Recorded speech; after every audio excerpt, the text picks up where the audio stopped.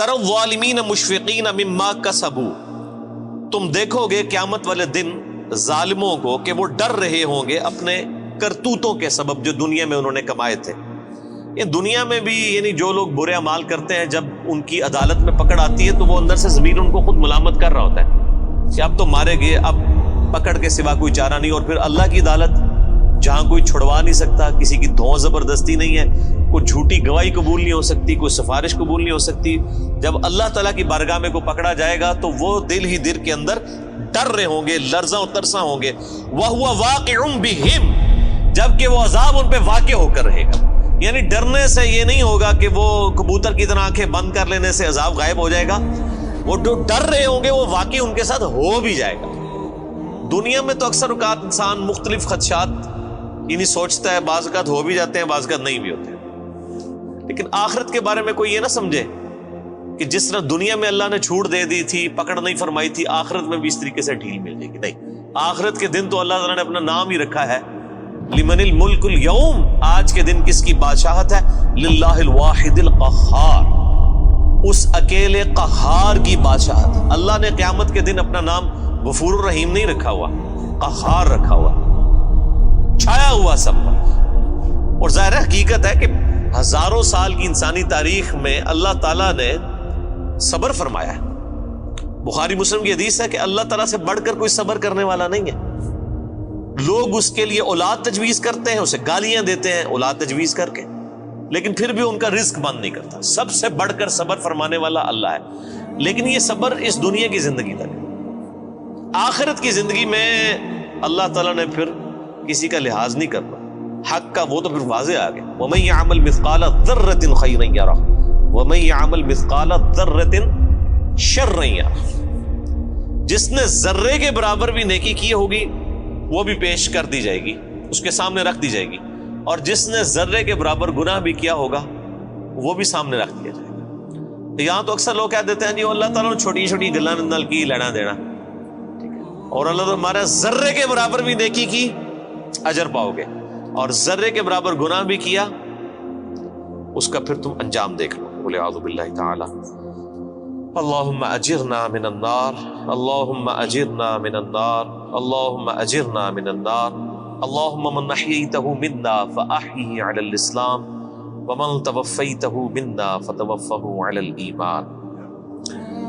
بس وہی بات ہے کہ جی عقل نہ ہوئے تے موجہ ہی موجہ، عقل ہوئے تے سوچیں ہی سوچیں۔ جسے عقل نہیں ہے اسے نہیں پتا کہ اللہ تعالیٰ کتنا ڈاڈا ہے۔ یہاں ہم جب کسی کو وعیدیں سناتے ہیں وہ کہتے ہیں وہ جی کوئی رحمت کی بات کریں، یعنی اللہ تعالیٰ تو سراپا رحمت ہے، یعنی وہ یہ بتانا چاہتے ہیں کہ اللہ تعالیٰ تو چاہتا ہے کہ لوگ گناہ کریں اور بس بغاوت پہ اترے رہے پھر بھی ان کو معاف کر دیں۔ یہ اتنا آسان معاملہ ہوتا تو پھر نبیوں کو نہ بھیجا جاتا، کتابیں نہ نازل فرمائی جاتی۔ جس کو یہ معاملہ پتا ہے اس کے لیے تو پھر زندگی گزارنی مشکل ہو جاتی ہے۔ والذین آمنوا وعملوا الصالحات، وہ لوگ جنہوں نے ایمان قبول کیا اور نیک اعمال اختیار کیے، صرف ایمان نہیں قبول کیا بلکہ نیک اعمال میں استقامت اختیار کی۔ فی روضات الجنات، وہ جنت کے باغوں میں ہوں گے۔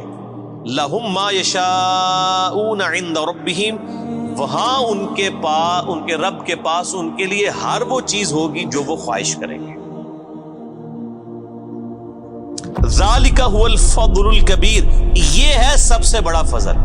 یعنی لوگ سمجھتے ہیں کہ دنیا میں اعلیٰ منصب حاصل ہو جانا، یا پچھلے دنوں الیکشن ہوئے ہیں تو لوگ سمجھ رہے تھے شاید پرائم منسٹر بن جانا کوئی بہت بڑا عہدہ ہے، دنیا میں بہت زیادہ دولت کما لینا کوئی بہت بڑا عہدہ ہے۔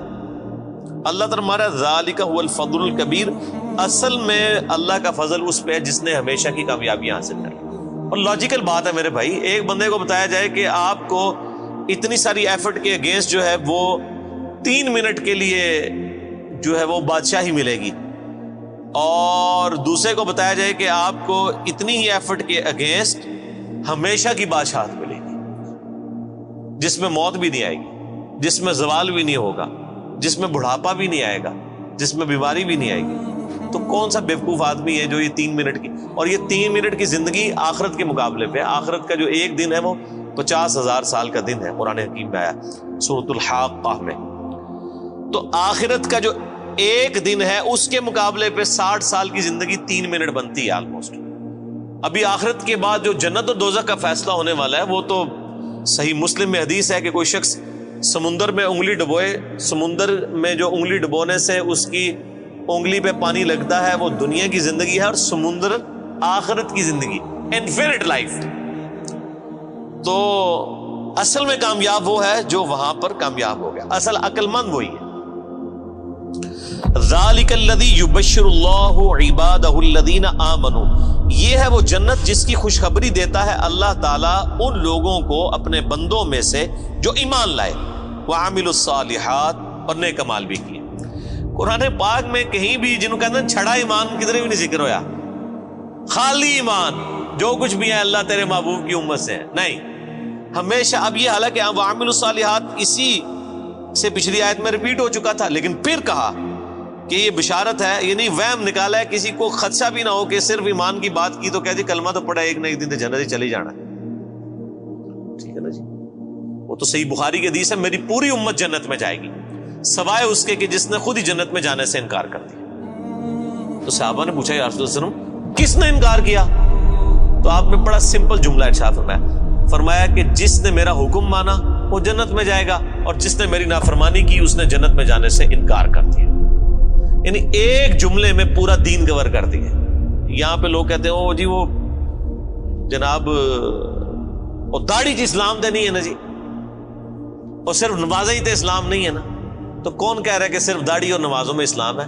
لیکن اسلام میں تو یہ ساری چیزیں موجود ہیں. اسلام میں داڑھی بھی ہے, اسلام میں نماز بھی ہے, اسلام میں حقوق اللہ بھی ہیں, حقوق العباد بھی ہیں, بیویوں کے حقوق بھی ہیں, ماں باپ کے حقوق بھی ہیں, اللہ کے بھی حقوق ہیں.